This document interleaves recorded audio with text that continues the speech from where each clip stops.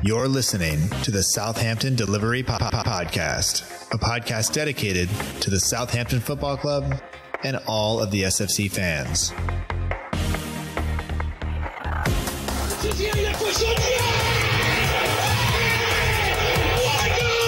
If you want to have guarantees, you have to buy a washing machine. Fonte with a scooping header! We don't lose a match, either we win or we learn. And today we learned. Отдача, Остин! Все-таки забил! It's infield to Mane, 25 yards out. Lovely ball for Bella. Onside, 1-0! Buffon shot! Oh my word! Unbelievable. He ran around the pitch like Bambi on ice. It was very, very embarrassing to watch. And now, your host, Matt Markstone. Hello and welcome to another episode of the Southampton Delivery Podcast, a podcast and newsletter dedicated to the Southampton Football Club and all of the SFC fans, and available right here on southamptondelivery.com. My name is Matt Markstone. I am the host of the show, and no matter where you are, no matter how you may be listening, whether this is your first time or you've been here before, thanks for making the show part of your day.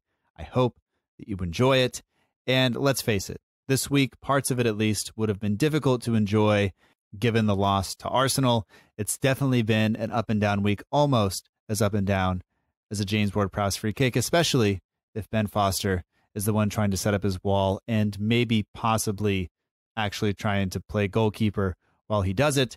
But we can at least be happy that it ended on a high. At least heading into the work week, we had a win to talk about, and we can put the Arsenal loss in the rearview mirror and be happy with some of the performances by some of the substitutes and some of the other players that maybe surprise us a little bit against Watford. And we can keep that momentum going at least until next weekend when Man City come to town. But that is another story for another day. On this week's episode, we have two separate conversations, one with Chris Hutchings, who is the in-ground Opta analyst for Saints. So he was at the match against Arsenal. So he obviously had the less good match to talk about, but still a pleasure to talk to Chris. I really appreciate his time and expertise, and I also appreciate his support as he has joined the Patreon community. He's the newest patron of the show. If you are interested in that, he already got to listen to another interview with somebody else, actually an Arsenal fan from London, now living in LA. Name is Chris Martin, not the guy from Coldplay, but somebody else. But that interview was only for the patrons. So Chris has already gotten access to that, and as well as a group chat and several other things that all the patrons have access to over on patreon.com/SFC delivery. If you are interested in those things and you want to support the show, you can go ahead and head over there. But you can find Chris on Twitter at HutchFM. The link, of course, is in the show notes, but I appreciate Chris's perspective as being one of the few people that was actually in the ground when the game took place. So we talk about that. And then after that, after the Watford game, immediately after the Watford game, I spoke with Jay Grant, who runs the Southampton page on both Twitter and Instagram. You can find them on Twitter at Southampton page and on Instagram at Southampton page 1. The Southampton page is the longtime partner of the show. Jay has been supportive basically from day one, helping set me up with various guests, and from Auntie Niemi to several of the guests that you have heard over the past 180 episodes. So special thanks to Jay. Pleasure to be able to talk about a win with him. So the episode's a little longer. We'll cut this off here, and I look forward to talking to you on the other side. And I hope you're having a good week and hope you're staying safe. And let's get to the interviews.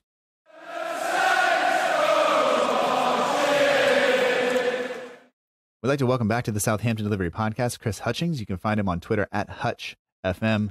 You had the pleasure of being, I'll call it one of the few lucky ones in the stadium on Thursday when Arsenal came to St. Mary's and won like seemingly everybody else. But welcome back to the show, and thanks for taking the time to join me.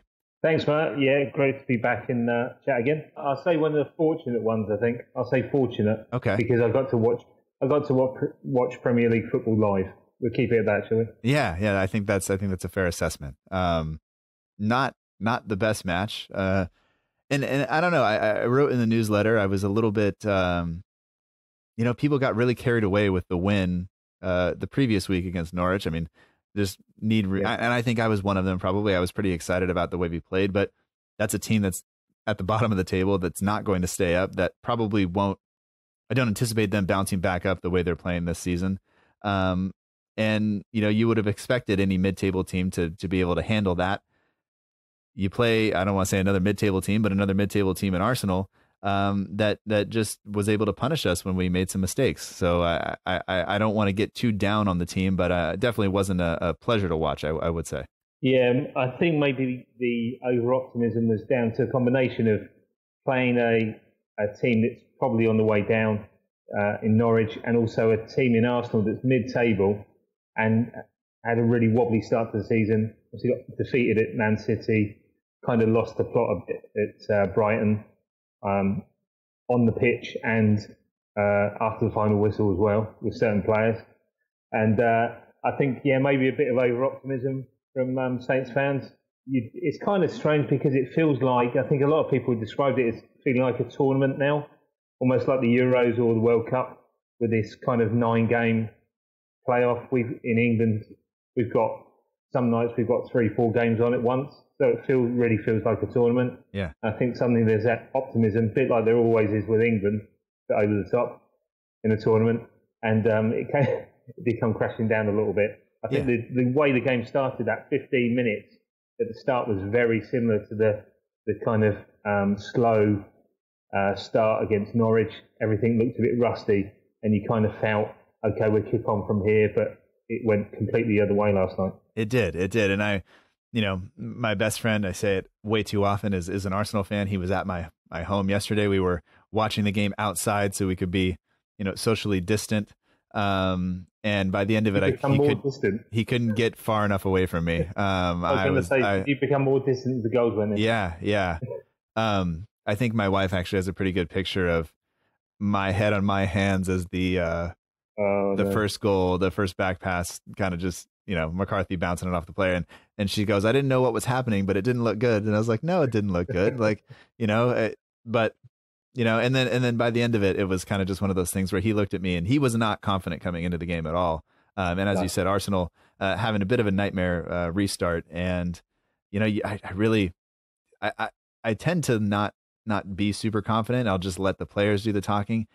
But I'll be honest, I was feeling pretty good about the team, and it just didn't quite work out. But we'll jump into that in just a second. But I wanted to just remind everybody, you were in the ground yesterday because you are the in-ground Opta analyst, right? Is that the correct term? That's right. That is. I am officially an in-ground analyst for Opta. Yeah, and so you were there, but I want to kind of get a little bit of insight into what that's like, because normal match day going fans will know the routine of getting there, going to a pub, walking in the turnstile, getting to their seat, seeing friends in the concourse. Things aren't like that. I think there's a wall all the way around St. Mary's at the moment. So can you just kind of walk me through what it was like, and then maybe compare it to what a normal match day is like? Yeah, sure. It's been quite strange the last week or two, because we've been getting lots of emails through from Opta in terms of Premier League protocols. Everything's standardised across the Premier League, but then every club has got its own booklet about how things are done, how the ground's set out, who goes where. The Saints booklet that came through to me is about 50 odd pages long. Oh. And there's also a questionnaire that you complete, which actually before the lockdown, the last couple of games, I had to do a questionnaire a few days before I went to the ground to say, did I have a cold? Did I have a temperature? Was I living with any? Whereas this one, we were told specifically we couldn't fill in the questionnaire until the day of the game. Okay. They wanted your information right up to date. So, but a few emails and things to sort out a few days before the game. But in terms of the ground, I actually drove past the ground last week just to see what it looked like, because it had been in the local paper. It's 3.4 metre high, about 11 feet high wall all the way around the ground. Saints have put some banners and things on the front, but it's still a very grey, very kind of military-looking barrier all the way around. And those guys who are used to walking over the railway bridge and coming in at the northern end and walking down to that end, you're basically faced with this barrier, and you have to walk all the way around the ground. And there's just occasionally a small door that's padlocked up. And the only possible opening really is where the car park is at the back of the northern stand, which is where we had to go in. Okay. So that one advantage was I got to park in the ground this time because they wanted everyone in the ground to kind of control the whole thing. So basically, the kind of the way it was laid out, I've got to say the instructions were really clear in the way it was laid out. We drove into the ground, temperature check through the car window first of all, checked who you were off the list, drove in, had to put your mask on, face mask on as soon as you were through the gate, parked up, and then you had TV broadcasters going off into the back of the northern stand along the Kingsland, and the rest of us written press guys were round towards our normal press entrance, which, if people know, is just the left-hand side of the main reception, just past Ted Bates' statue, who's currently looking into a wall, unfortunately.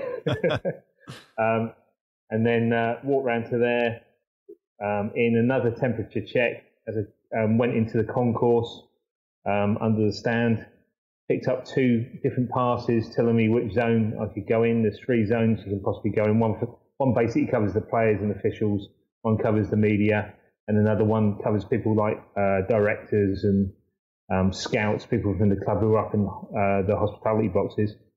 And then where I normally go into the press box in the Hitchings side, because we're all spaced out, you've got to have 2 meters every direction around you. The one you'd normally get becomes full death.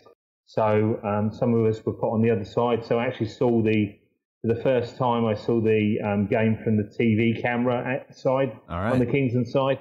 So yeah, so I was up, I could actually hear the TV commentators a few feet to my right up there. Sorry, did that make your job harder or easier? Because you have somebody else that's maybe saying something different than what you need to communicate. Well, that's not too bad because I've actually got noise cancelling headphones over the top of my in-ear headphones, which shuts most of the stuff out. And I thought yesterday, I won't take the noise cancelling. It's just going to be like doing an under-23 game. But actually, the music's still playing. The PA, John Weeks, the PA announcer, is still there doing his job. So I kept my noise cancelling headphones, so that wasn't a problem near me. The one issue for me that was a little bit harder at St Mary's is normally I can see people getting off the bench and see their numbers and spot a substitute straight away. I can give the guys at Opera a heads up on that. But I was obviously looking from 60 yards away this time and trying to spot numbers on shorts if I couldn't spot the face. And obviously at the moment we've got 5 substitutions. Yeah.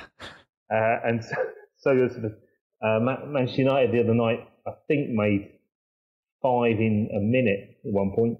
Yeah. So you're kind of waiting, second half especially, you're waiting to, I thought my pen would probably burn up at some point. Yeah. As all these substitutes lined up. So that was the only thing really, was the spotting, the movement on the bench.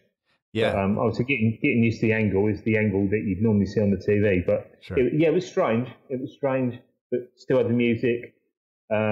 We've got quite used here. People kind of one way or the other with the crowd noise on the TV that sure. put on pumps through. I quite like the crowd noise. Okay. But obviously, when you're in the ground, you get no crowd noise. Yeah. So it's almost like so a John's not playing the crowd noise through the PA. No, he's not. No, I could hear one of the TV guys talking about the crowd noise up on the TV gantry where the cameras are.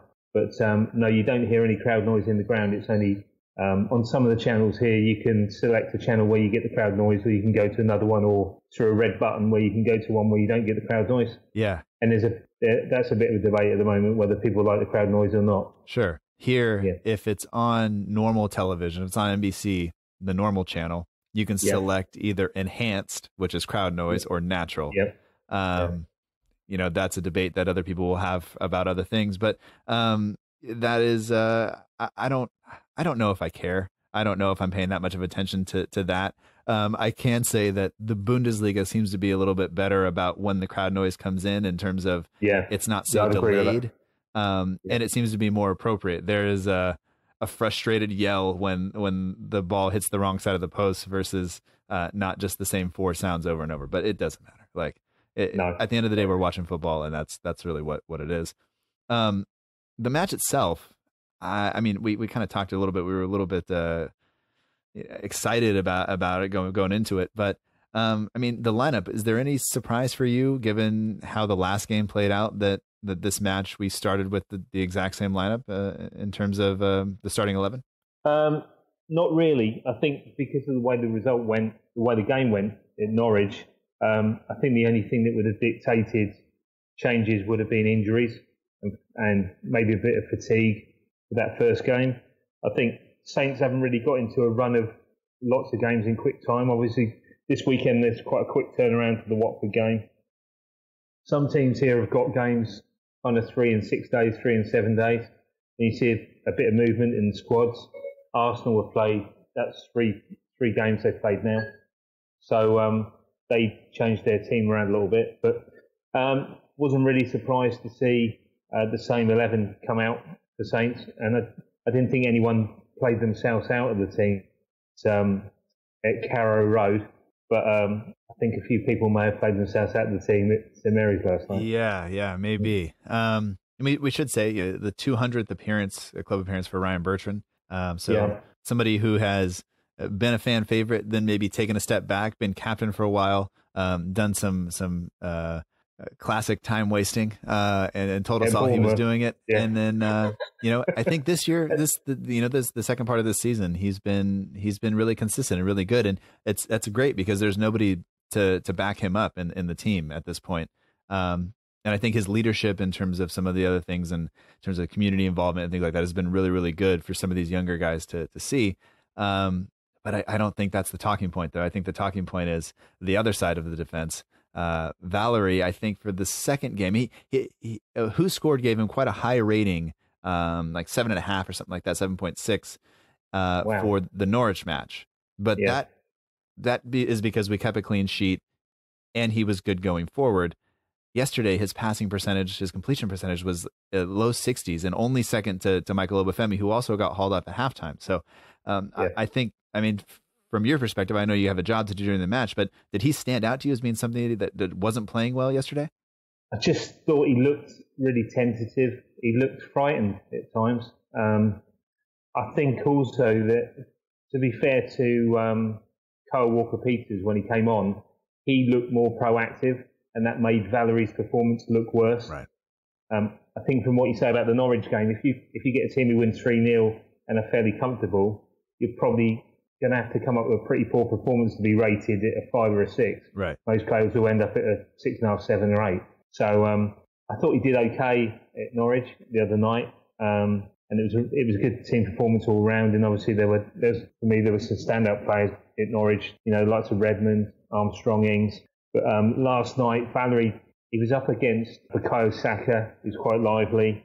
Kieran Tierney, who's starting to become a better player. Yeah. And I know a lot of people in Scotland rate him highly and think he could start to get on the coattails of Andy Robertson at some point, right, for Scotland. So I think he had some difficult opposition on that side of the pitch. And it told, and he didn't, in that case, he couldn't push forward really. Right. And when he did come forward, he quite often checked back. A lot of times they checked back, and in the second half, Walker-Peters did it, but he got to more advanced positions. They stopped, they checked back, and then got Ward-Prowse to swing it in right from the edge of the penalty area. But yeah, Valerie just looked a bit tentative.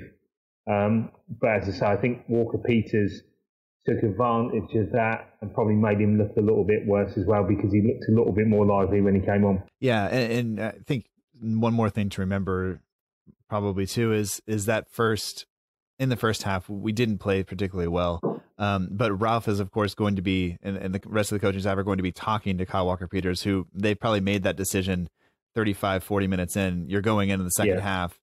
Here's what we need you to do. Here are the changes we need to make.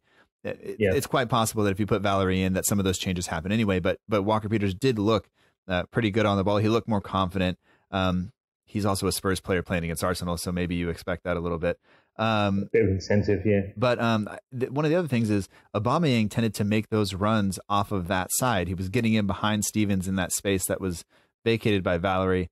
And that's one of the other things is I think since we came back from the break, and I could be completely wrong, but I thought that since Stevens was in the team, that Bednarak had been playing on the right side and Stevens on the left, and I think they've switched.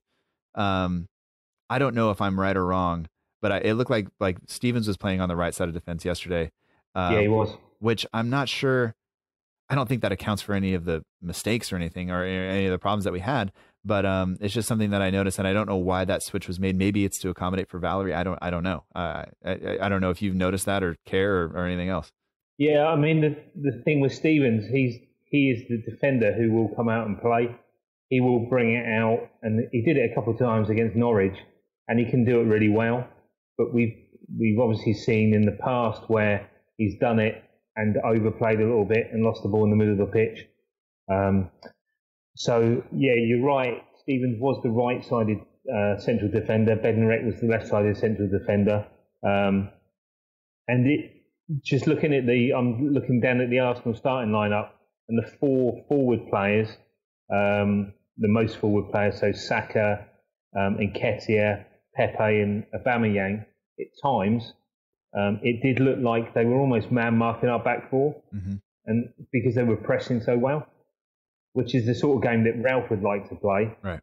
But Arsenal outpressed us at our own game, really, and almost matched up as their keeper got the ball. It almost looked like they were marking our back four. Yeah. And so people like Stevens couldn't come out to the ball. They just had to sit in that back four. Yeah. And as soon as the ball was high up the pitch, and we didn't win the second ball, then they could play in behind us. So I think just going back to the fullback point, Matt, you said that Walker Peters and Ralph preparing him for the second half. I think the side of the pitch they were on, Valerie would have had the coaching staff talking to him through that first half. Okay. But whether that was an advantage or a disadvantage to him, then who knows? Yeah. It's Valerie, and we have to remember too, Valerie's a young player. He's been out of the team. He hasn't really been around virus and everything else. And he's going to take time. And I think this is one of those things where if we're going to have players come through the academy, very few of them are going to step straight into that first team and be consistent sevens, right? Like they're going to take time. They're going to make mistakes. And it's definitely clear that Valerie is more comfortable going forward than he is defending. And it's just one of those things where you look at the team and we're maybe just not quite good enough to overcome the individual mistakes. And when we give away a goal like we did, all of a sudden the pressure becomes all that much more, even with no fans in the stadium. It just, that pressure is going to mount, and some players just aren't ready for it or don't adjust to it well in the moment. And we'll have to see kind of how it goes. But let's talk about the goals, because there were periods of the game. There were periods of the game where Arsenal were definitely the better team. There were periods of the game, I think large periods, where we looked the better team. And in much the way that we played against Norwich, there were periods where we looked really good, but I wouldn't say we completely dominated. They had chances in that match as well. They just didn't take advantage. Here, I think when Højbjerg makes that pass to Valerie.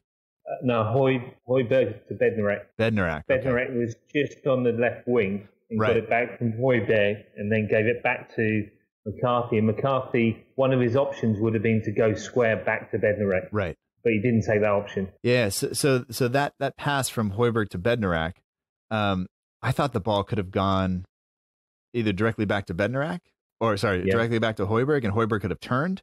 But I think you could see it coming. As soon as the ball goes back to McCarthy, you just think like there's not enough time there.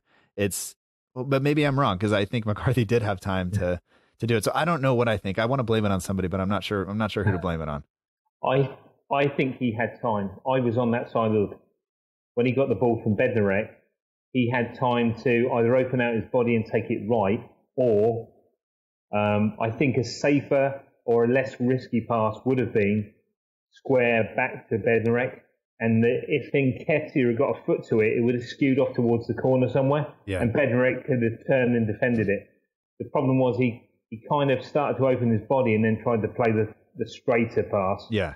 And it literally hit Nketiah straight on, and that's why it had so much power. It almost bounced straight into the net. He just had to finish it off from 3 yards. Yeah. So personally, I think it would have been square to Bednarak, or at the absolute last resort, Rose Ed, which could have been somewhere near me. Yeah, and that's okay. Sometimes it's if in doubt, kick it out. Yeah. And I think if there's a large crowd there, and we've done that 3 or 4 times, there people would get on his case. But that was just one of those things where if you're going to play it out from the back, there are going to be mistakes. And I guess what I was trying to make, I made a poor job of making the point earlier, is I think we could have prevented it going all the way back to the keeper initially, but once it gets to McCarthy, you know, if you make a mistake beforehand, maybe getting the ball to him in the first place, then you have to still be good enough to just do the right thing with the ball and not bounce it off the defender or off the attacking player. But you know, this is one of those things that Danny Ings has been so good at. We've praised him for pressing down, or for closing down and pressing teams. And you know, once it was a foot race between you know, McCarthy and whoever other than Vestergaard, McCarthy's going to lose that. So and there it went, and they're at 1-0, and so be it. And you know, kind of, you know, I saw a lot of people getting on McCarthy yesterday. It seemed like Ralph had his back right straight away after the match, which I think is probably the right move, because you know, things are going to happen. And I think last week and in other matches this season, he's been great, and he's made saves, which is his job. But mistakes are going to happen. It's just you know, I think it's more exposed when you're the goalkeeper, because if you make a mistake, it leads to a goal. Yeah, I totally agree. I mean, a forward can miss a penalty, a forward can miss one from 4 yards, and there's not people screaming for them to be dropped immediately. Mm-hmm. Whereas a goalkeeper can make a mistake like McCarthy did last night, and immediately people think he's not the man for us. But I also think, Matt, in terms of the way the ball was being played back to McCarthy, it seems to be a modern football thing, especially with the way Ralph is trying to play, is that if it doesn't work, trying to get the ball down the left and we go back round and reset and start again from the keeper, the natural thought is, well, we've tried it down the left, we've pulled them across, let's go right this time. And maybe McCarthy, I think, was in that sort of mind that, well, we've tried the left side to start the play, let's go right. But as he made that decision, he just didn't get it right. And also Nketiah, to his credit, was right on top of him at the time. And that's why it should have gone to Bednarek or into touch. Right. But he decided to play the positive pass that turned out to be the disaster pass, unfortunately. And then I would say that, you know, after that, into the second half, we looked a little bit better. We were pressing forward. We just couldn't really create that final. Same story with Saints, really. We couldn't create the final pass, the final chance. You look at our XG, there weren't big chances that we had. You know, we had shots, but nothing that was so, you know, there wasn't that marquee miss that sometimes we would have. And so, you know, that's what it is. And then they go down and score the second. I'm not sure where that pass is going or why it's being played or what, but from your perspective, was that on the opposite side of the stadium from you, or was that was on the opposite side, correct? Yeah, Højbjerg is more towards the right, so he was on my side of the stadium as I looked at it, and it ended up fairly central because Stevens was basically charging down the middle, trying to keep up with Aubameyang, and kind of seemed to get his legs in the right place, but just didn't connect with the ball at all, and ended up taking him down. And I think the problem there was, again, it was just I'd made a note that they just weren't crisp enough with their passes. Not just Højbjerg, right, but some of the others weren't crisp enough or got the ball and weren't confident enough. Some nice little triangles in there. Ward-Prowse, Armstrong, Redmond occasionally got the ball, looked like he was going to dart in and out and run, took on one and then knocked it off. So it just seemed strange after the Norwich game, but as if that confidence had been sucked out. Yeah. The crowd, obviously there was no crowd to blame it on. So yeah, obviously any mistake from Højbjerg, and people will start to get onto him as well now because of the whole transfer captaincy taken away situation as well. Yeah. But yeah, it was a poor decision, but on that one pass. But the previous one, I think you can kind of forgive him the first one with the first goal because they could have still got out of that situation. Right. But I just think he did land Stevens right in it. And of course that was a sending off, and then we ended up with a free kick, and from the free kick we ended up with a goal. Yeah. But it's almost a comedy of errors after that. Yeah. But it just seemed the whole thing had gone flat with the team at that point. Yeah. And we'd made two substitutions at half time. which seemed to be the obvious ones. Valerie off and Walker-Peters on, Obafemi off, Long on to kind of chase the ball down the channels a bit. I was just looking at my notes, and we had 3 corners by the first drinks break in the second half. Mm-hmm. So we were putting some pressure on there, and it was starting to happen a bit, and things were starting to happen for us. And Long had the shot. Revan had the shot into the side netting. Yeah. Long had the shot that was saved as well. And actually thinking about Arsenal's chances, although they played well, other than the Aubameyang shot against the bar that bizarre angles took it out for a goal kick. Yeah. I can't really think of a really clear chance and the save that McCarthy had to make. Yeah. So if you kind of take out those that kind of tentative back passes and frailties from Southampton, it's a fairly even game overall. Yeah. I would say that Aubameyang chance that was given as a goal kick, they replayed it for us, and McCarthy got a touch. He kind of span off the bar. Yeah. The angle was bizarre to work out how it span off. But, So our TV coverage jumped about 5 seconds when Aubameyang entered the penalty area.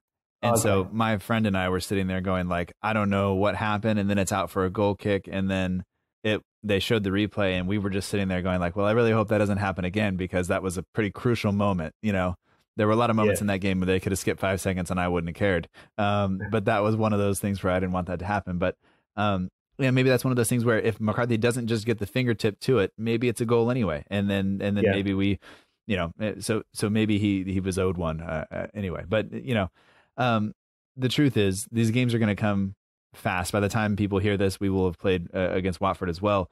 I guess we can only hope that the mentality changes a little bit, that you guys kind of like go, okay, these are the things we did well. These are the things we need to improve on. They're probably having a recovery day today. They're probably off tomorrow. Maybe they're in for a little bit, and then they're back playing on Sunday. So that's there's no time to dwell on this, that we lost a match and we move on. I suppose one positive from the game coming up on Sunday, it's not too far a trip to North London for Watford. It's not too far to go, so they will have plenty of time to recover and maybe just a few bits of loosening up and just work on the shape. And if he's going to make some changes going into that game, I suppose the 2 changes that were made at half time would be the obvious ones to make in the starting lineup for the next game, because Walker-Peters, I think, would be a good option to start with. And as we were saying earlier, we're talking about Valerie strong going forward. I think Valerie would probably work better as a wing back with a 5. Yeah. Whereas Walker-Peters is more of a sitting in a 4, but can bomb forward. Yeah. And the other one, Long, has got to play at Watford, hasn't he? Yeah. If he doesn't score in the first 8 seconds, take him off. Yeah. You got 5 subs. We can afford to do it. Yeah, exactly. You'd almost assume that Danny Ings would probably play half of the match, maybe. So maybe it's Adams and Long up top, but we don't know, and there will have to be a center back change as well. But we'll have to kind of assess that, I guess, after that match, and we'll see. I guess we'll know exactly what the ambitions are if we just go full sail changes. Then we'll know kind of where we're at. But I don't know. Any final thoughts on the Arsenal match or on your experience that day before we wrap this up? It was obviously a strange one. It's completely different. Strange trying to it's trying to look at the players and get my head around how they were thinking coming out. And there's no atmosphere to soak up. There's the music and there's the announcements, but then silent.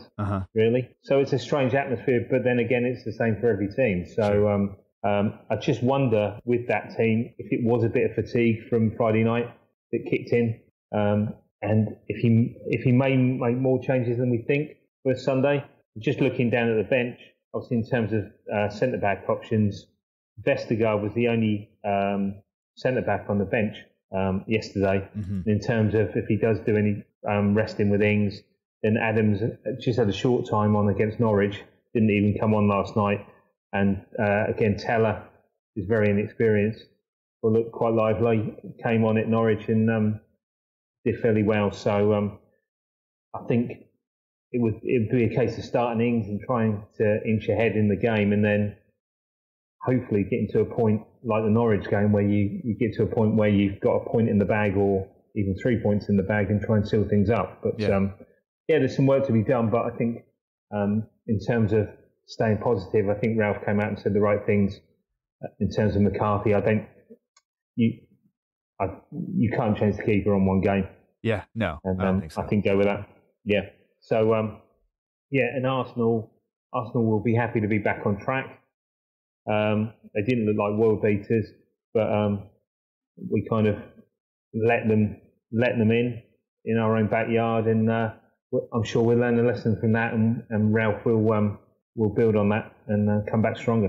Yeah, well, I think growing up, if you haven't been whipped in your own back garden, then you haven't come of age. So I think that's just the way it goes. So I would have preferred it didn't happen against Arsenal, but that's just it. So anyway, Chris, I want to say thanks again. I appreciate your insight. I appreciate just talking to you.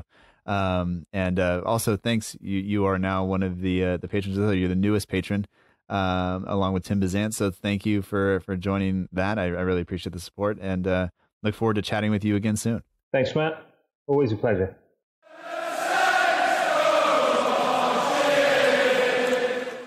And that was Chris Hutchings, the in-ground Opta analyst for Saints FC. Thanks to Chris for coming on the show and talking about, kind of a disappointing match, but luckily we have something else to talk about now, and we're going to head into the conversation with Jamie Grant, who runs the Southampton page on Twitter and Instagram. But before we do that, I just wanted to take a second to say, if you enjoy the show, you may very much enjoy the newsletter that comes out every Friday. The podcast comes out each and every Tuesday. The newsletter comes out each and every Friday, 8:15 UK time. And you can sign up for it. It's very easy. You just go to southamptondelivery.com/newsletter. The link is in the show notes. Your name, your email, that's it. We will be in your inbox. We won't spam you. One email a week. And hopefully it'll make you laugh. Hopefully it'll make you think. And if not, then you can unsubscribe. It's really, really easy. So if you like the show, you may enjoy that. If you don't like the show, then I don't know why you're listening to me. But anyway, let's go ahead and jump into the conversation with Jamie Grant. Thank you all for your support. We will talk to you on the other side.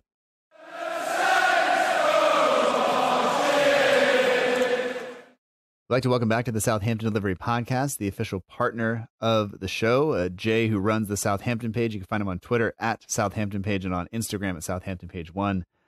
Jay, welcome back to the show. And, the listeners will have just listened to us talk about Arsenal and Chris Hutchings and I going through that game, and not the most positive of manners.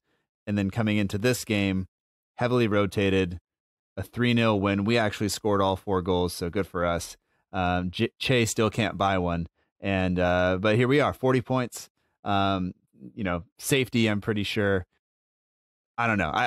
I'm smiling. You're smiling. I think we're all good here. First of all, thanks for having us back on. It's good to be on, even so late in the year. But there we go. That's what it is. But yeah, it was an interesting one, and I was sort of and ahhing about this one because I was confident because we were away from home, and obviously the results showed that. And poor Adams. I mean, I was begging for him to score. I don't know what he can do. I don't know what he can do to score. He's literally, even Ralph was gutted for him. So it proves that everyone's literally waiting for Adams to get his goal somehow.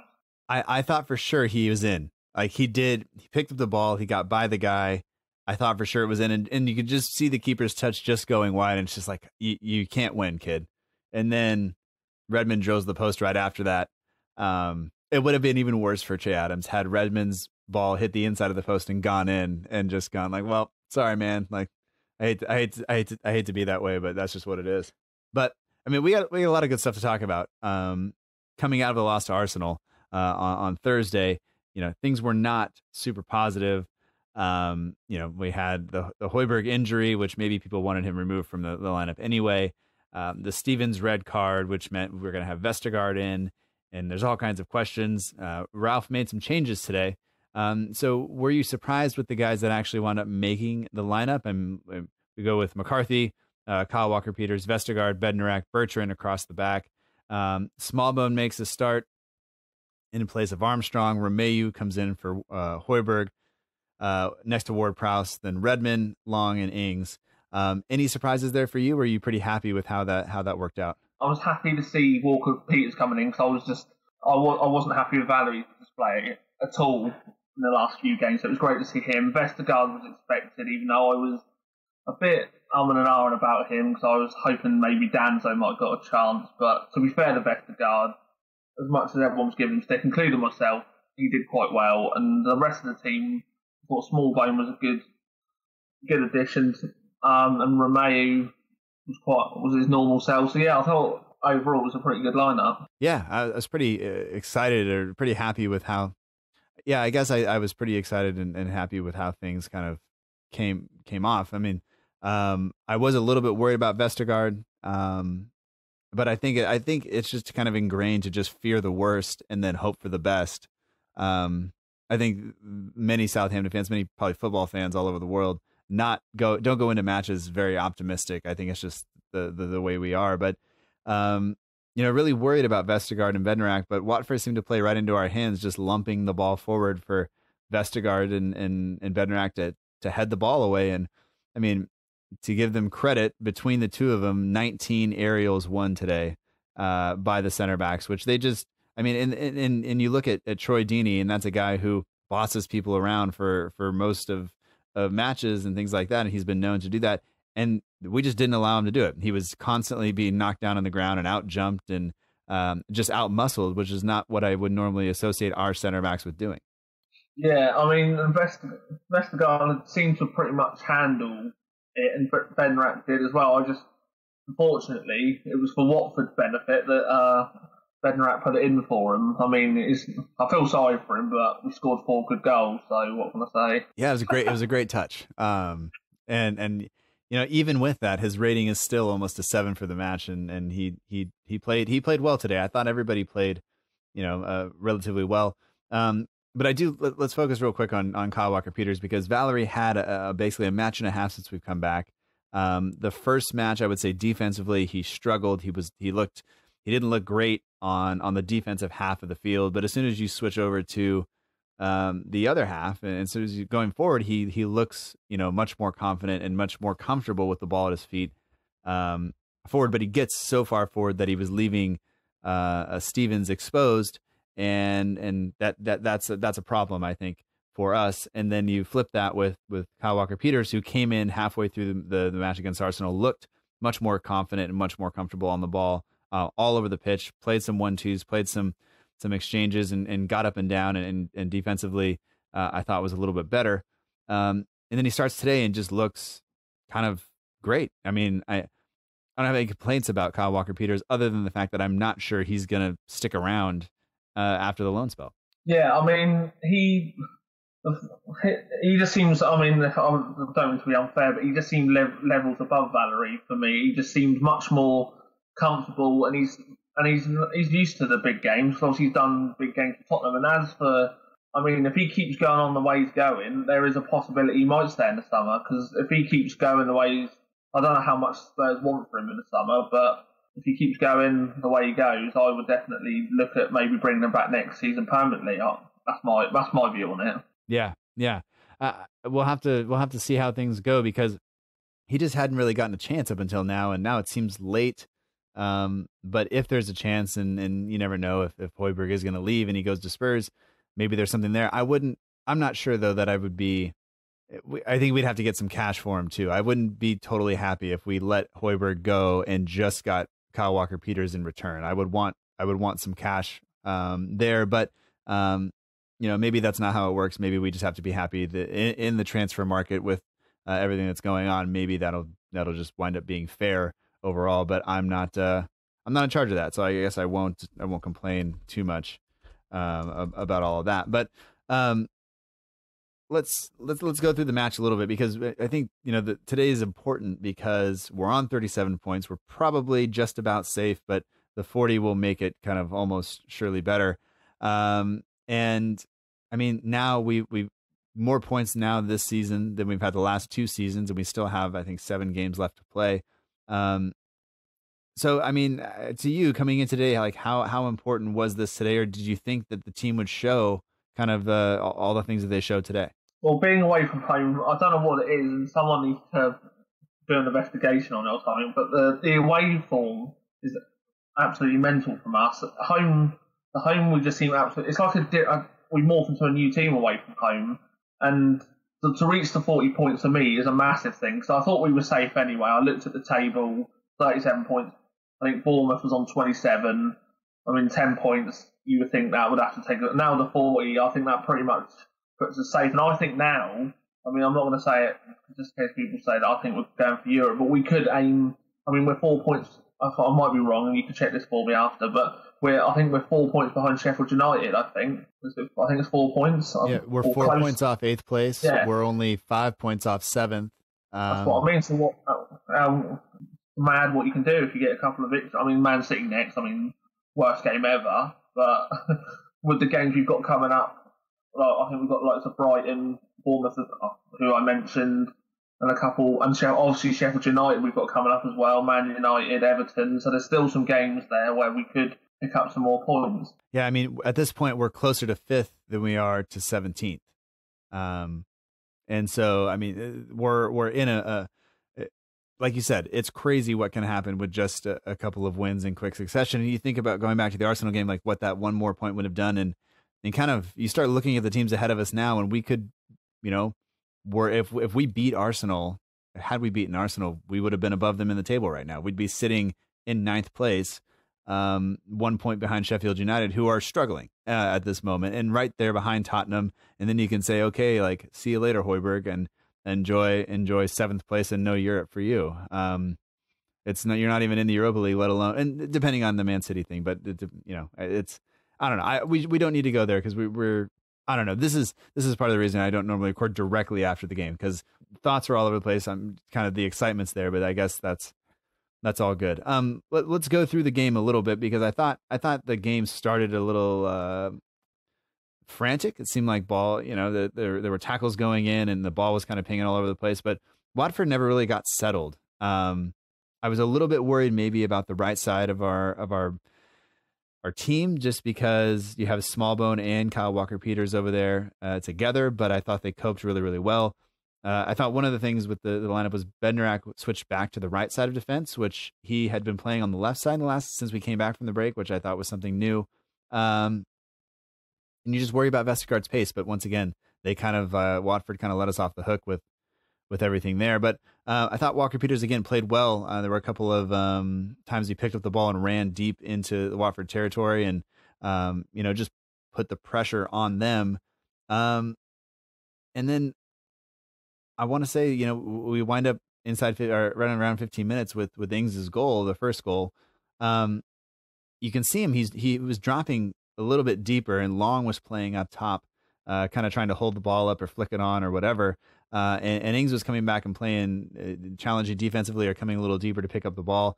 And you can see the ball played into him from Smallbone, I think actually gets the assist for this. And the first touch is great on the run. And then the finish is just so calm and not, it wasn't absolutely drilled from outside the area. It was just kind of placed into the corner, bent into the corner. No chance for Foster to get it. And finally, Ings, things he hasn't done most of the season, hasn't scored more than once in a game. He had done it against Villa in the league and then again against Portsmouth, but doesn't do it all that often. Scored most of his goals from inside the box, but managed to score one from outside the area today. Just a really impressive finish, and I thought that to that point, that was how the game should have gone. We were definitely the better team. We were more comfortable, and Ings just kind of did it like it was shooting practice. Yeah, and Danny Ings, you don't need to give him a sniff. He knew, and he just shows why he is the reason why we have managed to do so well away from home. And he just seems to sniff any chance that any defence that are a bit shaky, he's always there. And I said Smallbone did quite well to help to assist for the goal. And I said Ings is now one behind Jamie Vardy, and I think Jamie Vardy might be having some sleepless nights the next few games. Yeah, I mean, can you imagine what will happen and what the feeling will be like if Danny Ings wins the Golden Boot? I mean, it's one of those things that we probably shouldn't be talking about Europe. We shouldn't be talking about winning the Golden Boot. We shouldn't be talking about any of those things, because just a couple of months ago, we were dwelling. I mean, last time we played Watford, we were fighting them for the bottom of the table. And we've come. You can see how far the team has come since then. And honestly, the quality that was in the squad today to be able to make the changes and make up for the injuries and everything else, the team didn't look like they missed anything. They look like they were all like the philosophy that Ralph wants is there and has been instilled, and the guys seem to get it. And maybe we're getting ahead of ourselves again, and maybe next time when we play against City, that'll all go out the window and we'll be back to complaining again. But for today, I think super impressed with everything that happened. Yeah, and obviously Man City will be a totally different kettle of fish, and at least we've got a little bit longer to prepare for that one. But yeah, no, today was just.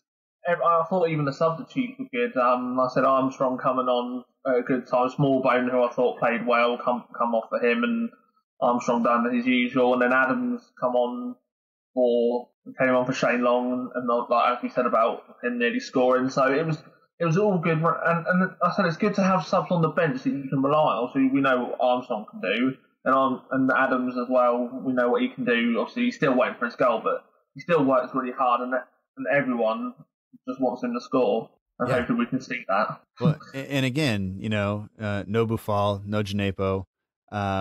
The guys that were in and around the team that came into the game, they all had an impact. I thought Adams, we looked, because Watford come out of halftime. We go into halftime up 1-0. We looked a much better team, but Watford started the second half brightly. There was definitely it probably wasn't an uplifting team talk from Nigel Pearson for them. I can imagine quite a few guys would have been drilled in the locker room at halftime, and rightly so, because they looked flat. They looked they just got outworked by everybody on our team. Their midfield was chasing the ball, and we don't associate Romeu with making people chase the ball. We associate Romeu with crushing people when they get it. But between him and James Ward-Prowse, they completely controlled the midfield for the first half. But Watford come out and play and start much better. At that point we're only up 1-0, and it's kind of like, man, like, can we just get the ball clear? There was a couple of chances where, I think even going back to the first half, Ward-Prowse, blocked a shot with his shoulder face area. But in the second half, there was a couple of times where the ball was in the penalty area and McCarthy makes a save, and or maybe just the ball is blocked, and it's just like, I just want it clear. I want it out of there. And I was a little bit worried because of we've seen Saints be so frail and so, I guess, just susceptible to having the ball go in and then kind of falling apart. But before that happens, Danny Ings takes advantage of a goalkeeping mistake from Ben Foster, drives in, finds the corner, and we're up 2-0. And then at that point, it looked like we were just cruising. And again, up 2-0. That feeling is a good feeling, I think, as we look at going forward for the rest of the season. And to be fair, I was tweeting at the time when it was 1-0, and I thought if we can get the half time, maybe with a second, that would have helped. But I always think with Saints, we always need that second just to help us, and luckily we did get the second. And then when that obviously Bednarak helped them out, we'll say, it was obviously 2-1. So it was always that 2-0 lead's always one of them with us, but we managed to see it through this time. Yeah. And that was a nervy couple of moments, because I felt like most of the pressure had gone off at that point. And they looked to make a change, and you wonder, we had done so well with Deeney between Bednarak and Vestergaard, just kind of starving him of really important touches. You look at where we're susceptible if you can isolate Vestergaard, and I think there was only maybe one time that Sarr got one-on-one with Vestergaard, and he chose to cross it early, which I thought was a poor decision from him. I think that's the point when you just drive right at him and run by him, basically, because there's no way he's keeping up with him. I thought, other than that Bertrand did really well containing Sarr on that left-hand side. And I don't know, I thought the game plan worked out well, but as soon as that ball goes in, you kind of start to worry that, I don't know, like normal Saints put the ball back down in the middle of the field, give it away right away, and have them score again. And it's Watford. And you think back to all the times we've had with Watford, all the battles we've had with them recently, where there have been late goals, and There was the Capoue handball goal. There were a couple of other late goals that have happened, and it's one of those things where you just don't. You just wonder if it's going to happen again.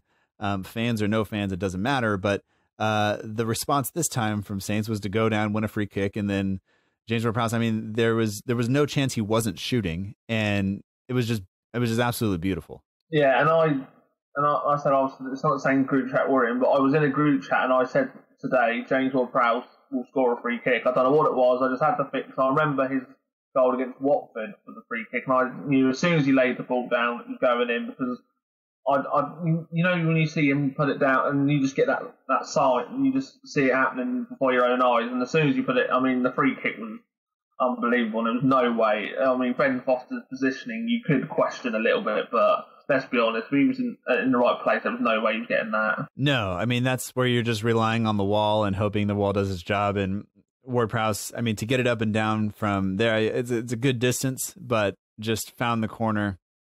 And there's, like you said, there's almost nothing that Foster can do about that. But, just like the also was pointed out in one of the group chats that I was in with the patron members, that, Che Adams is the one who wins that free kick. And when he came on, I believe for long, he was great. He really did, show himself to be the player he is, and he did everything but score, which is what we so often associate Shane Long with as well. But he put himself about and made those 11 minutes really worth his time on the pitch, because I thought he really just inserted himself into the game, which is what we need if you're going to come off the bench. Especially just after we give away an own goal and we needed to go and make things right. Yeah, and he did really. I thought he did really well. He done what Ralph wanted. He went on there and with the goal, I said Ben Foster. I mean, I'm sure he had a little word with him at the end, but no, he literally did everything possible. And I always think he does when he gets a chance. Always works hard. I don't think you can't lack his effort. It's just literally the one thing that people want him to do he's not doing, but it's not like he's not trying. Do you know what I mean? He is putting the effort in to do that. It's just not happening for him. He's just very unlucky. That's the best way to put it. Yeah, and unfortunately for him, he had the second best chance of the entire match for us, according to XG. Only Ward-Prowse had a better chance, and that was early on in the game when he just went high. When Romeu did well to kind of dink that ball into him, and Ward-Prowse just couldn't get the ball to come down. But yeah, I mean, once again, Adams does it all except for score, and so you just kind of say, well, all right, man, keep it up, and eventually the ball has to go in. I don't know if it'll be this season. I don't know if it'll be next season. We can only kind of wait and see. But I wanted to ask you, what other moments kind of stood out for you? What other players stood out for you today? Because I think we've touched on Kyle Walker-Peters. We've touched on the center back pairing who kept Troy Deeney quiet. Watford have also been plagued by a couple of things. They had a couple of players attend a birthday party or have a birthday party, which meant they had to be quarantined and weren't available. That their team seems like a complete disaster. But I don't want to take anything away from the performance that our team had today, because I thought Saints went out and executed the game plan and put in the effort, put in the tackles, did the little things right, and gave Danny Ings the chance to win us the game, or gave James Ward-Prowse the chance to win us the game. And I think if we do that more often than not, we'll be fine. And I just wonder, kind of why don't we do that more often, I guess? Going back to your point of other players, I mean, the one player that would feel probably much better about himself would be Alex McCarthy, because there was a lot of questions on him after the Arsenal display. I thought he was much better today. He didn't seem to. I was slightly worried when he had the ball that he was slowing down a little bit, but he managed to boot it out. So I think Alex McCarthy would be he was probably gutted that he didn't get the clean sheet, but generally he can be pleased with himself. And thinking about it, I think, Ward-Prowse, I said, was okay. Well, obviously with a free kick. Romeu was quite solid. Small bone. And to be fair, as much as I don't mean to say this, but if Højbjerg doesn't get back fit for the rest, I think he would struggle to get back into the team, even if he does stay or go. Yeah. It might be difficult then to break this team up, since a lot of managers don't like to change the winning team. I probably would keep Smallbone off and allow Armstrong to come back on, assuming his fitness will allow him to do that. But I think I think that the rest of the team probably has to stay. And I don't know what you do now with Vestergaard. Do you just keep Stevens out? Somebody who's been so good since I would say the 9-0 has really established himself. And do you when he's eligible to return, do you bring him back, or do you sit Vestergaard down and say thanks but no thanks? And really, I just kind of hope Leicester City were watching today, because that looks like a 30 million pound defender to me. I don't know how you feel about that. Well, yeah, I hope the Leicester scouts were watching that, but it's a tricky one because the critics would say, well, he wasn't going to do well, but then he come in and done well. Stevens has been quite, what's the word, formidable under Ralph, so it's a tough one, and he's not the only player to come back that leaves the questions. Obviously, Gineppo is back from his ban as well, so what does that mean for him? Because he may start on the bench, which gives us another option. But yeah, I mean, Man City's going to be a different kettle of fish for Vestergaard. I mean, depending on who they play, I think Aguero's out injured, so I don't know. I think it's Jesus probably. Jesus. I'll call him. I don't know what they call him. I've heard so many different names. I don't want to call him Jesus. Yeah, I'll call him Jesus. Yeah. He's not going to save us. No. So it's a tough one, but I think Ralph may possibly have put him in the shop window and thought, like you said, maybe a nice little 30 million from Leicester in the summer, and Stevens may come back in because, like I said, Leicester. Man City's a different kettle of fish, so yeah, it's quite a debatable one on that, but yeah. Yeah, and you wonder what Man City will look like coming off of, because they have to play Liverpool first, so you wonder, the title's gone, they're not going to lose their Champions League spot, so do they kind of take their foot off the gas a little bit?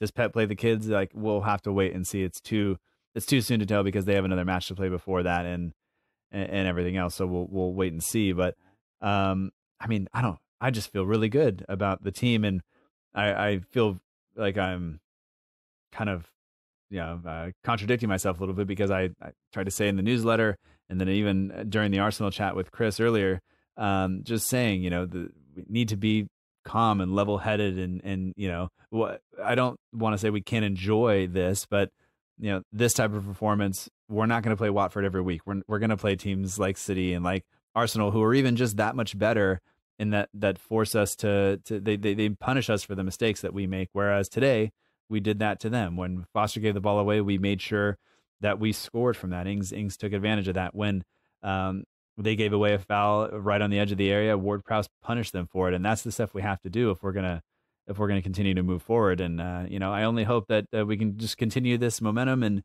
track Everton down, finish ahead of Burnley and Crystal Palace, and then all of a sudden you're inside the top 10, which is full of teams that have been really good all season, and we're somehow just right there with them after what I would say was a pretty crap part of the year. And to be fair, I think I don't know. I mean, someone might correct me on this, but I don't think you'd have many seasons, let's say we finish in the top 10, to be a team that lost 9-0 at home. I don't like to mention it, and it's an irritable thing to say, but anyway, it's just backs up my fact. So for a team to lose 9-0 like we did, to have the season that we did, and to end in the top 10 with that on our back would be, I think, quite formidable, really. And even if we didn't get, I'm not saying we'll finish 8th or whatever, but just to finish where we would finish now, and with everything that's gone on, you would pretty much say, what a season in the end, obviously. Yeah, absolutely. There would be no, you'd look at it all and you'd say, good on the team for sticking with Ralph, good on Ralph for sticking with the team and believing in the players, and just continuing forward, knowing that the plan is there and the ideas are there, and we just have to keep moving towards that. And I think that really helps when you know that you're going to be able to take the time to, I guess, to make the mistakes and work with the players and instill the philosophy, because the philosophy will outlast the different parts that are going to come in and out. We're going to lose players that want to go play elsewhere, and we're going to lose, coaches, and we're going to lose matches, and we're going to make mistakes, but you keep moving forward. And I think I hate to bring up Liverpool here, but if you look at the way they went about it, they have that philosophy and they stuck with it from day one. They didn't win right away, but they never kind of wavered from this idea that they have an end goal and they're going to work towards that goal and they're all on the same page. And I think that's how you do it. That's how a club like Southampton, if they're going to be successful and build towards Europe, it's not going to be a one-off year where we just get really lucky. It's going to be having that philosophy and sticking with that philosophy and bringing in the players that can play in that system and that will fulfill that, and having a guy like Ralph where we'll give him the chance to do that. And I think we've seen what it can do in terms of, I don't think any of us would have said, we have a better chance of finishing now in the top 10 than in October. There was nobody saying that. They would say we'll be lucky if they stay up, and they probably should go down. And I don't know. It's just been a one roller coaster of a year. If you look on Transfermarkt, you can see the all the way up to, I think, 10th at some point early in the season when we beat Sheffield United, and then just the drastic decline down into the relegation zone, and then the slow kind of climb in and out of there, and finally now up to 13th, which is, I don't want to say it's where we belong, but I think a lot of us said somewhere between 11th and 14th would have been fine for the season, and we're there now, and we have the chance to go forward and continue to improve. So I don't know, a long rambling answer, but I'm just really happy, and I think that's fine. Yeah, and one thing I will add though, just to make people feel slightly better about Liverpool's title win, we did something that Liverpool couldn't do at Watford and win. So I have to take that and which is true, isn't it? So yeah, I mean, take that. I'm not saying that's a title win for us by any means, but we did something that Liverpool couldn't do at Watford. So yeah, I'll take it. yeah.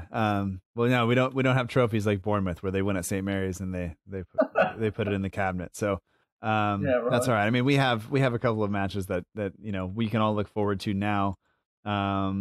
We can hope kind of that things go well going forward, but a full week now off until we play Man City. We have Everton midweek, then United coming up shortly after that, Brighton, Bournemouth on the 18th of July, and then finish up with Sheffield United on the 26th. So, I think it was good that Watford came so soon after Arsenal, because it just gave us a chance to just forget about it and just play the game. And, not an easy run of fixtures, but if you assume we don't get anything from City, still probably have the chance to overtake Everton, depending on how they play out from here. When we do that, and that's, I think, one of those things where the motivation will be there. It'll be two, middle of the table clubs, and with the chance to just jump them in the place by beating them, I think is something that I can get behind and look forward to. But we'll take care of that when we get there. But do you have any final thoughts before we wrap this up? I know it's already going to be a slightly longer episode because of the two matches, but anything you want to say before we wrap it up?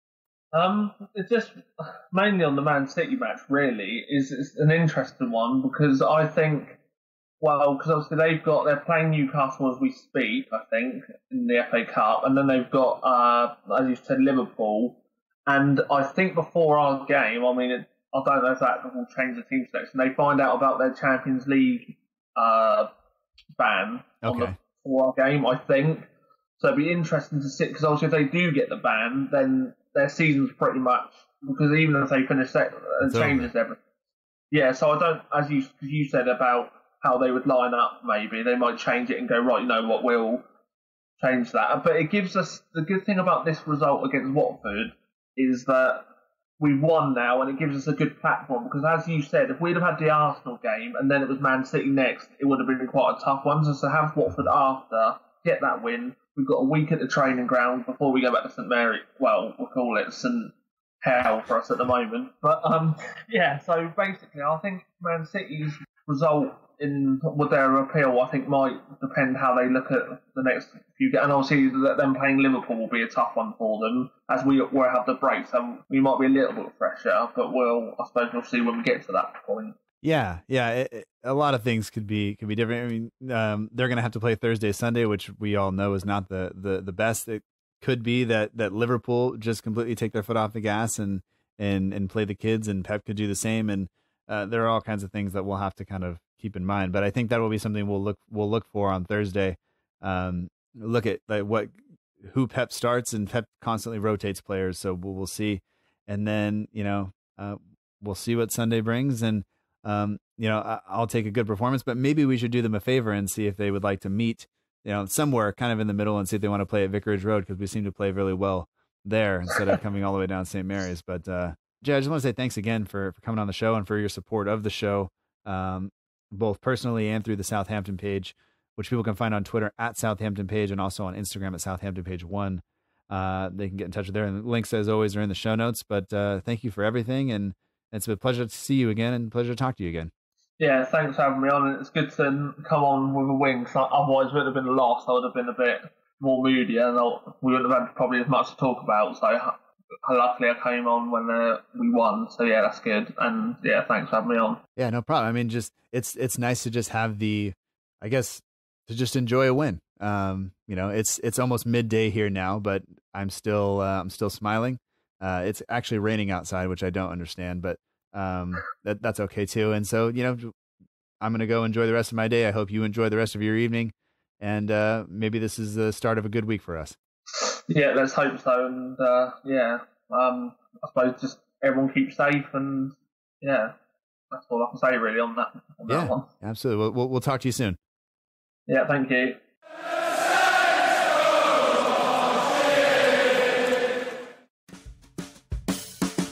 And that does it for this week's episode of the Southampton Delivery Podcast. Thank you so much for joining us. I hope that you've enjoyed it. Special thanks this week goes out to both Chris Hutchings and Jamie Grant. You can find Chris on Twitter at HutchFM. I really appreciate the time, the dedication, the perspective on everything from being in a match behind closed doors to exactly what maybe was going through Alex McCarthy's head when he decided to play it off of an Arsenal player and into our goal. Hopefully you enjoyed that conversation, even though it wasn't about a win. And then Jamie Grant, who you can find on Twitter at Southampton page and on Instagram at Southampton page 1. The Southampton page is the longtime partner page of the show, so I really appreciate Jay's support. It was nice to be able to talk about a win, hopefully some momentum going forward, the 40-point mark, all kinds of really good things going on, including Danny Ings scoring goals. So I think we can all be pretty happy with how that went. So make sure to follow along. If you don't already follow them on social media, make sure you do that. If you want to follow this show while you're there, we are at SFCDELL_IVERY on both Twitter and Instagram. We're also on Facebook at facebook.com/SFC Delivery. There is no underscore in the Facebook address. If you're looking for an easy way to get to that, plus give people links to the show, or maybe find links to the show for yourself, you can do that by going to southamptondelivery.com. I would like to thank Matt Beeling of the We Are Southampton page on Instagram for doing the logo for the show. If you don't already follow him on Instagram, you should do that for all your matchday edits, polls, competitions, and more. All music for this show comes courtesy of the Free Music Archive at freemusicarchive.org. The intro song is Epic Song by Boxcat Games, and the end of show credits that you're listening to right now is Aim is True by Poddington Bear. And while you're here, before this ends, if I can ask you to do one thing, if you are enjoying the show, please leave a review on iTunes or wherever you listen. Share the show with a friend if you can't do that. I really would appreciate it. It helps the show show up for people who maybe like Saints but don't already listen, and I very much appreciate that. So that's enough for this week. Until next time, remember that together, we march on.